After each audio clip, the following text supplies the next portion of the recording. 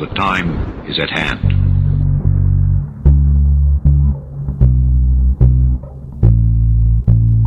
From the land between the crackheads in Williamson, West Virginia, you are in dark places. My name is Junebug Fugit. I'm a giant. It's been a while since I've had a good road trip, because my car's about to blow up and everything, so I'm afraid to go anywhere. Jimmy Haunted came up with this cool little idea of having a road trip into the unknown on the show back in 2022.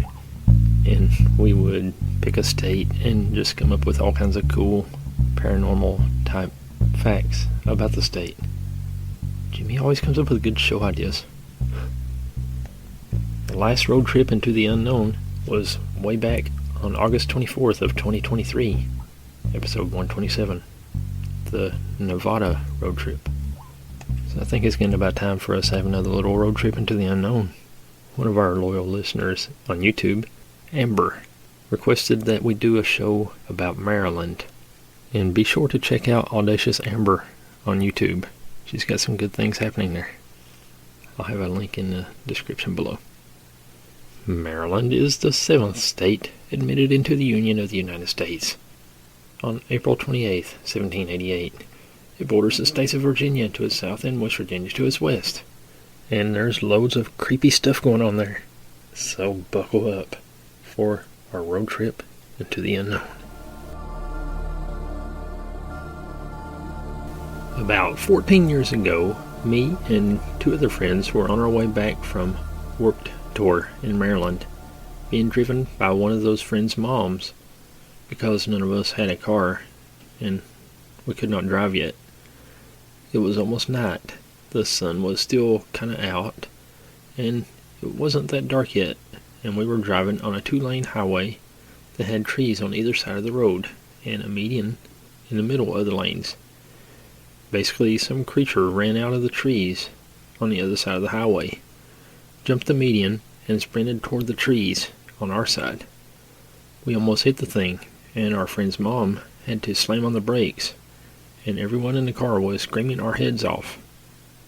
Not because it was a look out for that deer situation, but because this was the scariest looking thing I've ever seen. It was black, had long, gangly limbs, and moppy, black, long, stringy hair. The thing moved so weird. I can see it clearly to this day in my mind. It galloped so awkwardly. Did not run like a deer or anything of that sort. When it jumped off of the back 2 legs and landed again on the back 2 legs before coming down and galloping across the road. Everyone in the car said the same thing. What was that thing? To this day, I'm convinced it was a demon or alien or an escaped medical experiment. It was large and terrifying, and the way it moved was unlike anything I have ever seen in my life. I wish I had more details, but sadly this is all I remember. I've asked my friends and that friend's mom about it numerous times after the fact, and it still gives everyone shivers. Bigfoot sighting circa 2006.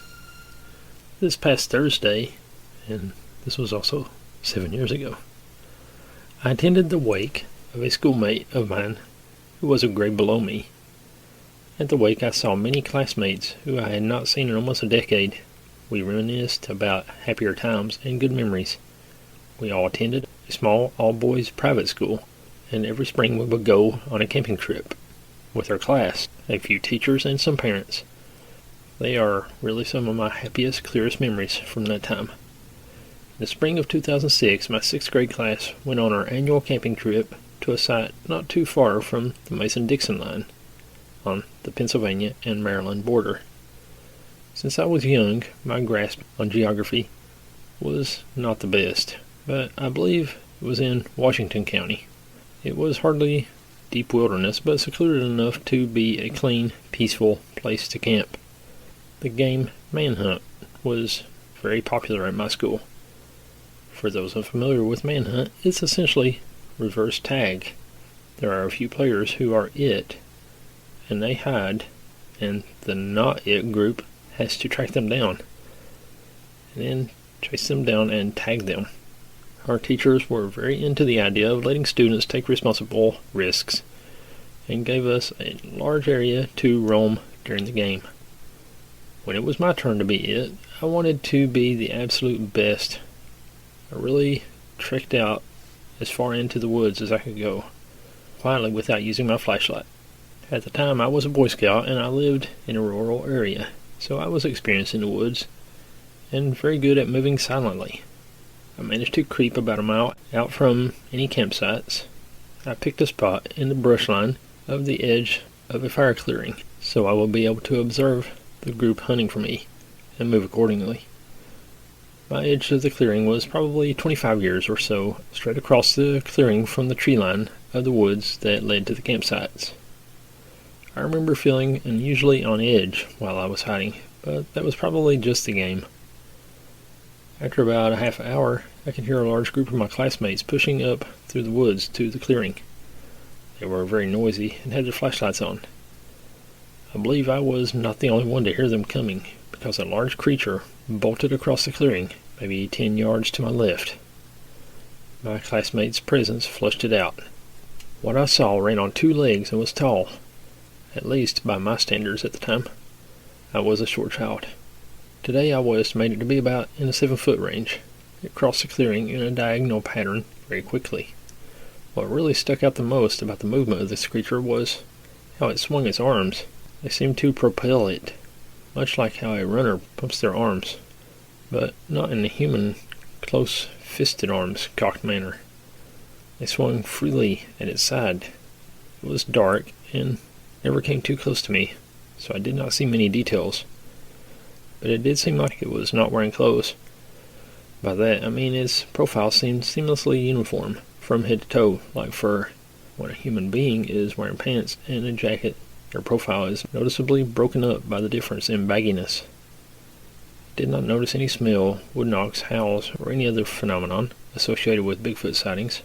I cannot really explain what I saw as anything other than Bigfoot, or a human who was up to something weird and decided to flee the area.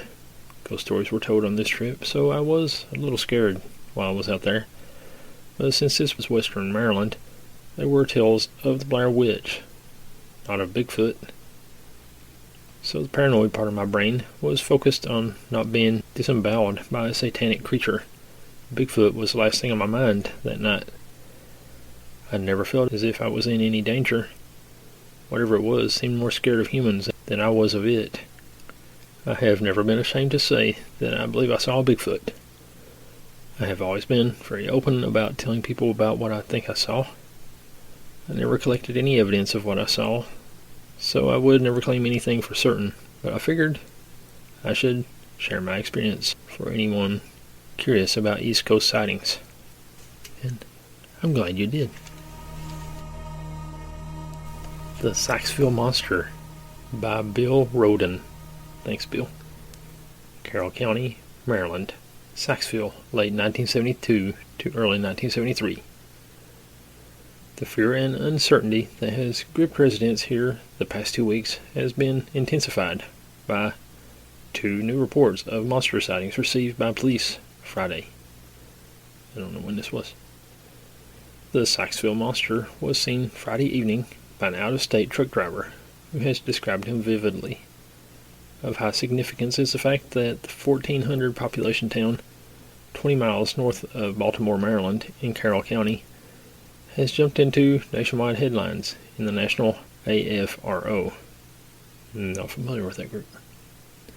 And other news media, following the Baltimore Zoo Assistant Director, Dr. Ted Roth, called to say that he went to Saxville and determined the footprint is a large human foot with fallen arches.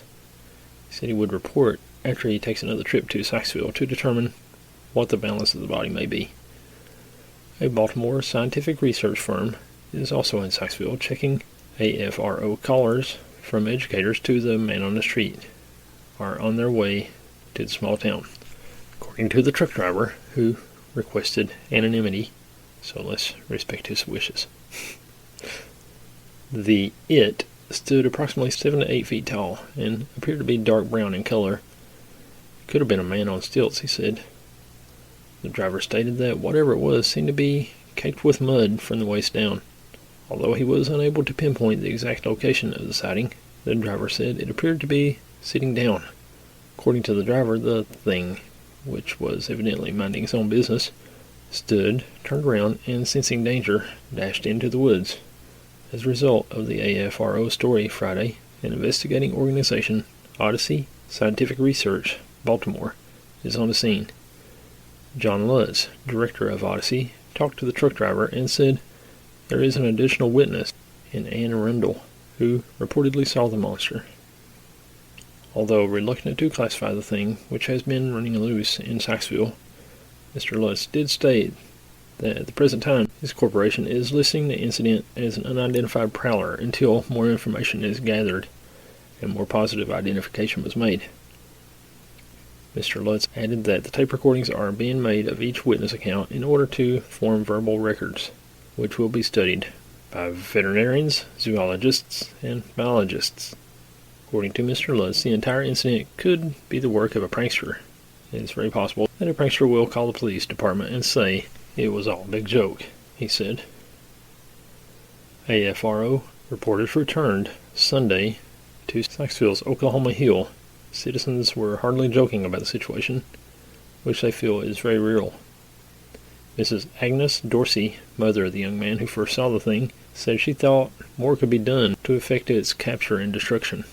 They should have gangs of men out there looking for it. I hope it's caught, she said. According to Anthony Dorsey, the monster has also been seen in Woodstock and Marriottsville, Maryland, located 6 miles from Sykesville. It is rumored that the prowler may be an escaped patient from nearby Springfield State Hospital. According to Dr. Fred Pokrass, superintendent of Springfield, no unusual number of escapes has been reported, and none with big feet. We always have a certain number who leave without permission, he said, adding that nothing out of the ordinary has come to my attention. Dr. Pokrass did state, however, that within the last 2 weeks, 10 or 12 people have taken unauthorized leaves. Included in that number are 1 or 2 persons considered dangerous to themselves or others, said the doctor, who was unaware of any monster reports until Monday. As of this printing, residents and officials in Sykesville continue to scour the area in hopes of discovering new leads. What about Big Liz, a Maryland ghost story, retold by S.E. Schlossler? Thanks, S.E. The master of the plantation was a firm supporter of the Confederate president and had committed to send as much food as he could to the Southern Army. Things were going well at first, until the Yankees began attacking the master's supply lines. The master suspected a traitor among the slaves, and soon discovered that the Yankee spy was a slave woman named Big Liz. She was a behemoth of a girl who could pick up 2 full-grown pigs, 1 under each arm, and cart them over to the slaughterhouse without assistance. If he confronted her directly and she fought back, she would take him to pieces. So the master came up with a different plan to rid himself of the spy. He approached the giant girl and asked her to assist him with a special task. He told her that President Jefferson Davis had entrusted him with a large chest full of gold. To keep it out of Yankee hands, he wanted to bury the chest where it could never be found. The girl's eyes gleamed when she heard this false report. The master knew she was already planning to betray the existence of the chest to the Yankees. The master made Big Liz carry the heavy trunk several miles out into the swampland and asked her to dig a deep hole for the trunk. He sat at his leisure while she worked and strained for hours against the muddy ground, which kept oozing back into the hole. When the slave girl was completely exhausted, the master decreed the hole to be large enough for his war chest. Wearily, Big Liz dropped the shovel and pulled the heavy chest down until it laid at her feet. And then she started to climb out of the deep hole, but the master barred her way, and Big Liz gazed up at him in sudden fear as he loomed over her. "Traitor, Yankee spy," the master hissed. "There is only one path open to a traitor." And the master swung his sword at her. The sharp edge of the blade cut cleanly through the slave girl's neck. Her head went rolling away into the tall grass as her body toppled across the chest. The master heaped dirt over the chest and the body of the slave girl who had betrayed him. Briefly he considered finding her head and burying it in the pit with her body, but it was too dark to go wandering in the dangerous marshland, and he knew that scavengers would make short work of the head when they found it. As the master walked toward home through the dark swamp, he became aware of a prickling sensation at the back of his neck, as if someone were watching him. The master walked faster as clouds obscured the light of the moon. The master's teeth chattered as a breeze cut through him like the sharpened blade of the sword at his side, and his straining ears picked up the sound of footsteps on the path behind him. The master was filled with a terrible superstitious dread of demons and witches and ghosts. He broke out into a panicked run, fleeing up the path as fast as his legs would carry him. To his relief, he saw the lights of his house rise before him and knew he was home. As he rounded the back corner of his house, he was confronted by a massive, dirt-encrusted figure that glowed with blue fire. The smell of rotting leaves and marsh grass filled his nostrils as his eyes raced up and up the tall creature until they rested on the stump of its neck, where a head had resided only an hour before. Then he heard a chuckle from the creature's side, and he saw the phantom's head tucked under her arm. The master stumbled backward, gobbling desperately in fear as the ghost placed her head upon the ground with one hand and grabbed the collar of his shirt with the other. The murdered slave girl snapped the master's neck in two and dropped his dead body to the ground beneath his bedroom window. Then Big Liz gathered up her severed head and vanished into the darkness. They say that on the anniversary of her death, the ghost of Big Liz still may be seen roaming the swamplands near her old home. Anyone foolish enough to walk near her grave will be driven away by the phantom which to this day still defends the place where the Confederate chest is buried. Black Aggie at the Druid Ridge Cemetery. If you came of age in Baltimore during the 50s and 60s, you probably heard the talk about Druid Ridge Cemetery's most famous grave marker. Just about everyone knew about Black Aggie, the statue of a draped, melancholy, and mysterious woman seated at the Agnes family plot in the south, facing the side of the cemetery in Pikesville. Word was that her stony eyes turned red at night. Sit on her lap at midnight, and you would meet your own end within 2 weeks. That sounds fun.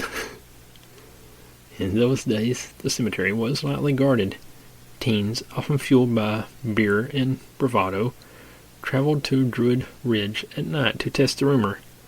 It was terrifying, exhilarating, and the stuff of Baltimore urban legends for years. By 1967, she was gone, but where? The Black Aggie saga began near Lafayette Square, across from the White House in 1885. Marianne Clover Adams lived there. She was a celebrated socialite, hostess, and one of the country's earliest portrait photographers. At the time, though, she was thoroughly despondent about the death of her father. She ended her life by drinking chemicals from her photography developing supplies. Her husband, Henry Adams, the great-grandson of President John Adams and the grandson of President John Quincy Adams, was grief-stricken. He commissioned one of the world's most celebrated sculptors, Augustus St. Gaudens, to create a gravesite memorial in Rock Creek Cemetery. The statue, though never officially named, was often called Grief or simply the Adams Memorial. The figure, a seated and draped woman, evoked a particular feeling of mystery and gloom, so much so that it became a popular tourist attraction, even though Adams tried to shield the view with trees and shrubbery. Despite many requests, he refused to allow copies of the statue to be made. However, a sculptor named Edward L.A. Posh managed to do so. Meanwhile, Baltimorean Felix Agnes purchased a family plot in Druid Ridge Cemetery. Agnes had led an illicit life, a native of France. He was a world traveler, veteran of several wars, including the American Civil War. A silver craftsman at Tiffany & Company, and a Baltimore newspaper publisher. He purchased a cautious copy of the Adams Memorial for the plot and built a pedestal similar to the original. Augustus St. Gaudens's widow was incensed, though Agnes insisted that he was the unwitting customer of an unscrupulous art dealer. The statue remained in Druid Ridge Cemetery. He and his wife Annie are buried in the plot, along with his mother. Soon after their deaths, the whispers around Baltimore evolved. Pay Aggie a visit after dark, look her in the eye, and be struck blind. Pregnant women were warned to stay far, far away. Sit in her lap at midnight, and death lurks around the corner.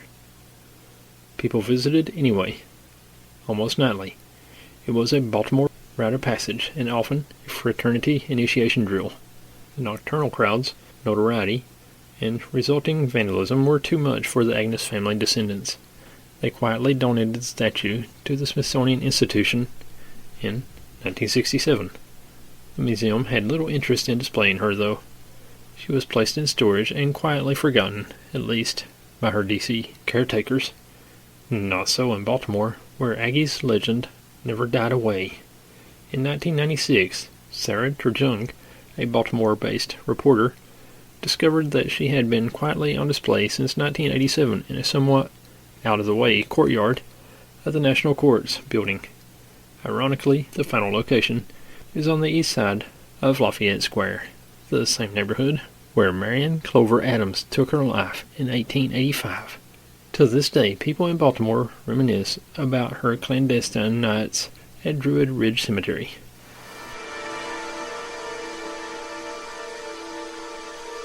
The Moss Man, not to be confused with the Mothman.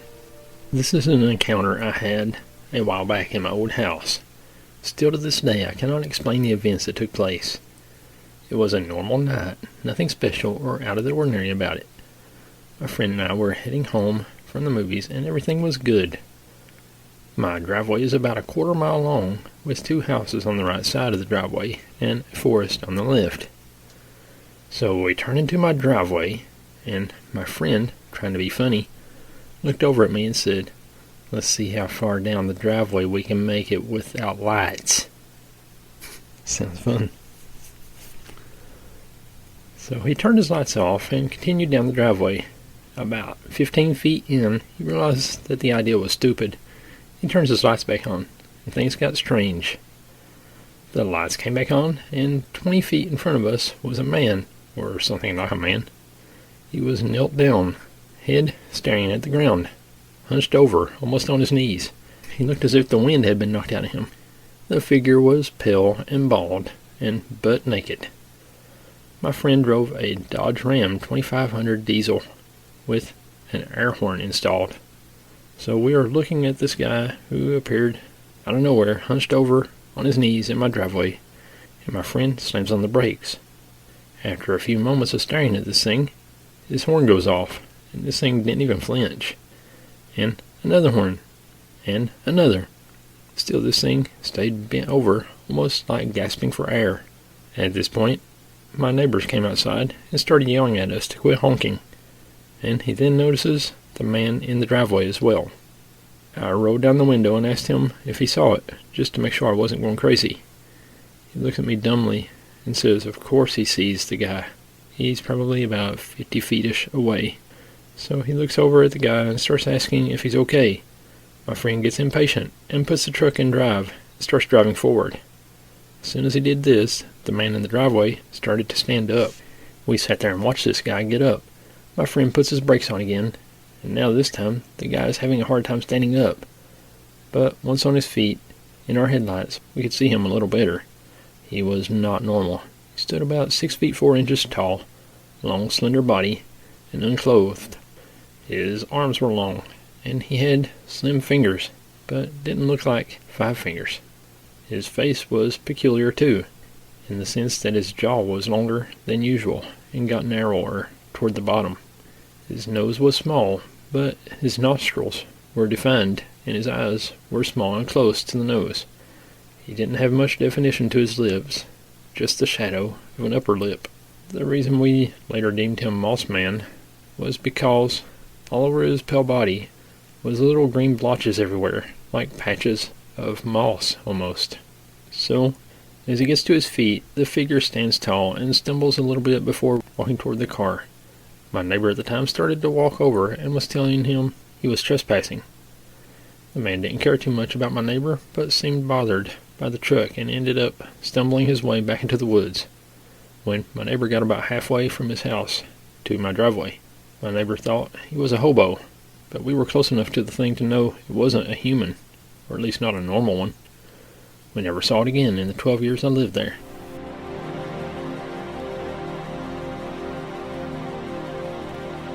Strange humanoid creature in Maryland. My friend Will lives off the highway, somewhat deep into the woods. It doesn't take much time to get to his house, but there's pretty thick woods surrounding his house and neighborhood. We were driving home from his house around 11 p.m., and my friends in the front seat saw this strange creature cross the road. They said it had a capybara human-like face, a very long neck, no tail or ears. It walked like an ape. It looked like a human trying to walk on all fours. He also said it had no really defining features and seemed to be disproportionate and unnatural looking in general. It had human-like legs. They did not see feet. It did not have much fur, but the fur there was kind of looked like a short-haired dog. It had a large hunchback, like it could stand up and walk normally at any second. My friend Will also actually saw a creature with the same description a few years ago. I've been trying to find an animal that it might be, but my friends kept saying that it's not it. I've looked into some popular cryptids like the Wendigo and crawlers, but those don't seem right. It had animal features, but also some very human-like features. I think he saw a Bigfoot.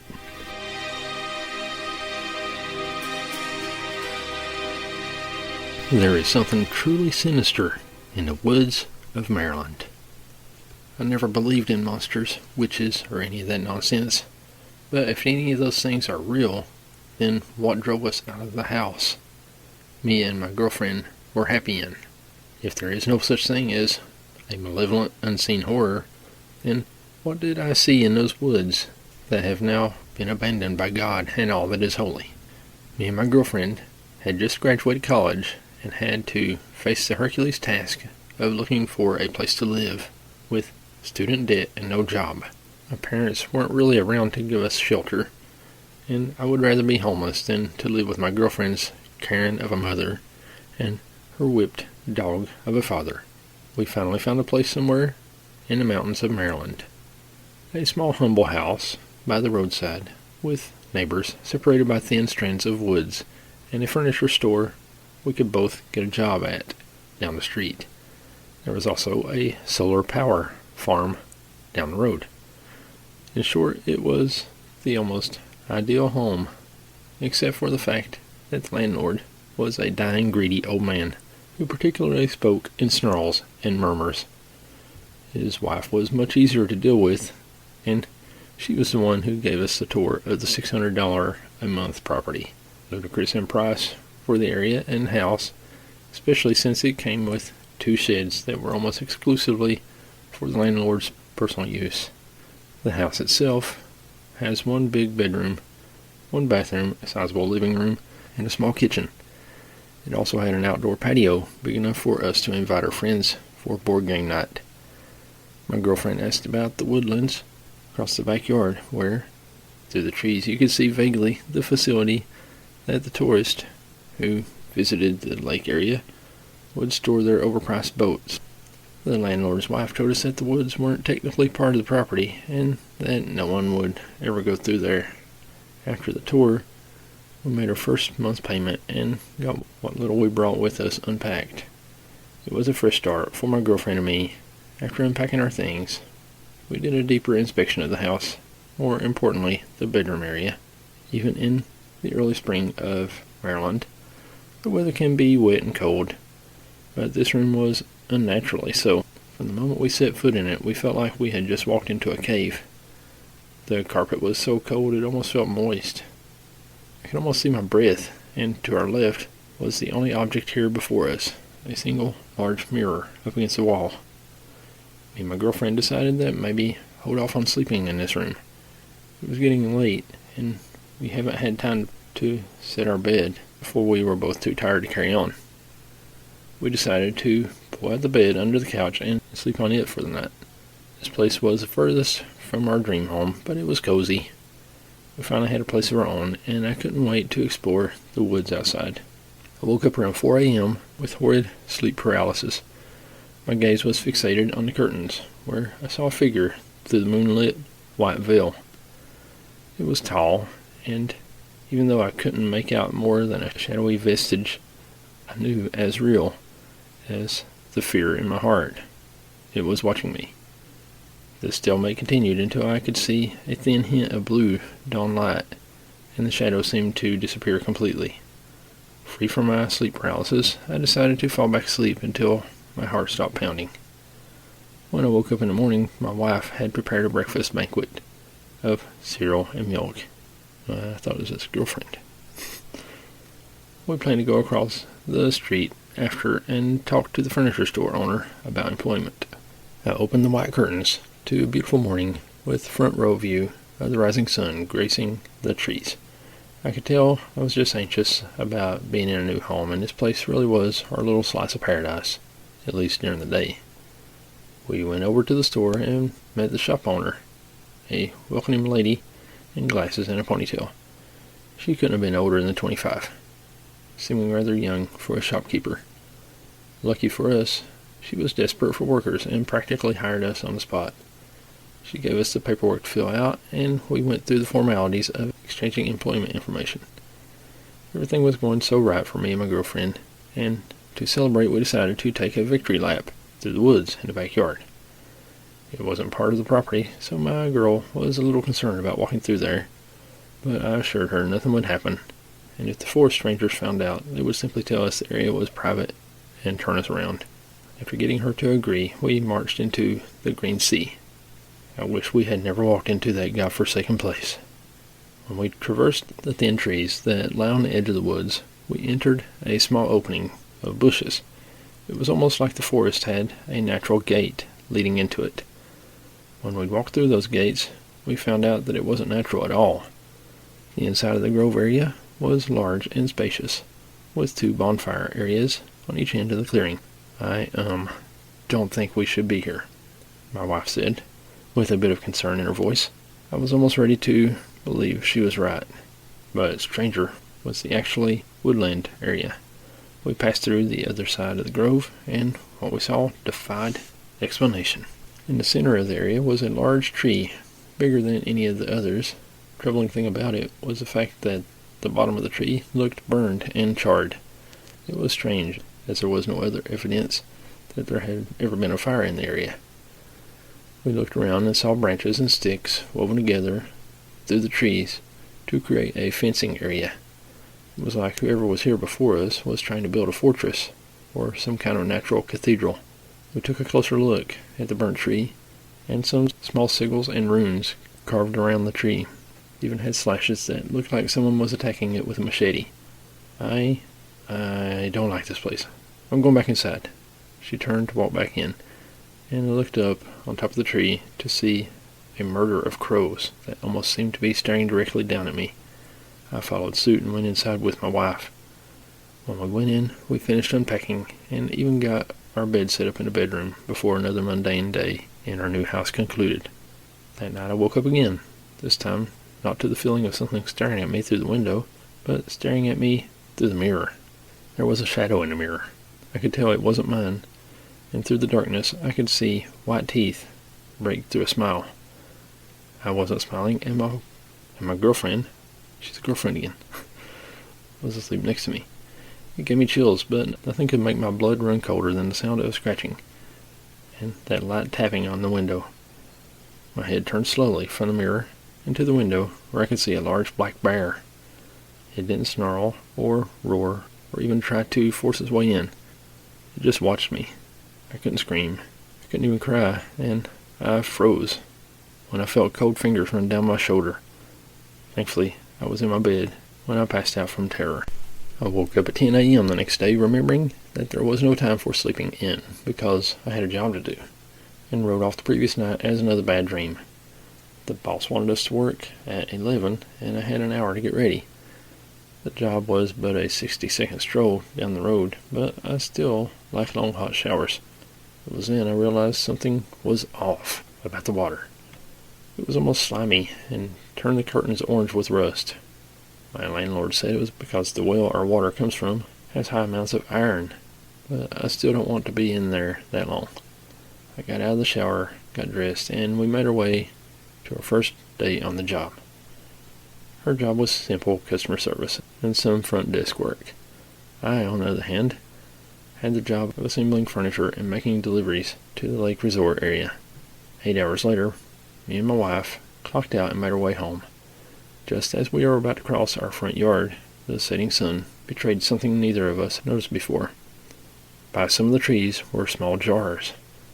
We thought it was the neighbor, but when we picked up and opened one of the jars, we found some strange things in it. It had leaves, brown and dead. It also had trinkets and gems, and the last item was a piece of paper with a sigil that seemed to be written in something the color of brown dried blood. It was the same sigils we found on the tree. Honey, can we find a different house? We didn't have the money to move again, but I wasn't totally on line with her. The markings, the shadows, the natural unexplained forest. None of this made sense. That night would be the last night we would spend in a house. I woke up one last time to the sound of low droning coming from the woods outside. It sounded like chanting. Instead of being paralyzed, I walked, overwhelmed with concern and curiosity, outside into the foggy night and into the darkest woods. From the grove area, I could see the large burnt tree with a small fire under it, and surrounding this tree were two men half naked, dancing and chanting around the burning tree. What was this, some kind of cult in the woods? That's when, riding on the back of a bear, was a shaman dressed head to toe in voodoo-looking attire, his flesh painted in blood with strange patterns, and he adorned skull fetishes and talismans. He had jagged blood-stained teeth and razor-sharp claws, and wore a crown of deer antlers. That was no human being, I will tell you right now. I swear he looked right at me, and the two men stopped their dancing to look at me as well, with their white, dead, lifeless eyes. I turned and ran straight into the house, and to the toilet, where I vomited the past 3 days' worth of fear and concern into the toilet. Honey, are you okay? It was my girlfriend. We need to get out of here, now. Her safety was my number one priority, and I didn't want her anywhere near those maniacs in the woods. On the way to a motel, I explained everything to her, about the shadows, and what I saw in the woods. I could see why she would be skeptical, but she knew I wasn't lying. I never lied to her about anything, and she could see my fear was real. We still have our furniture store job, and we only go back to the house to pick up our things during the day. We live with her mom and father now, and yeah, she is a Karen, but I will take some nagging over being sick with fear any day. And I don't hike in the woods of Maryland anymore. And that's about all the show this week. Thanks again, Audacious Amber, for requesting this fun little topic. If you'd like to request a show topic, you can send an email to indarkplacespod@hotmail.com. Thanks for listening. I appreciate you. We'll see you again right here next week. God bless.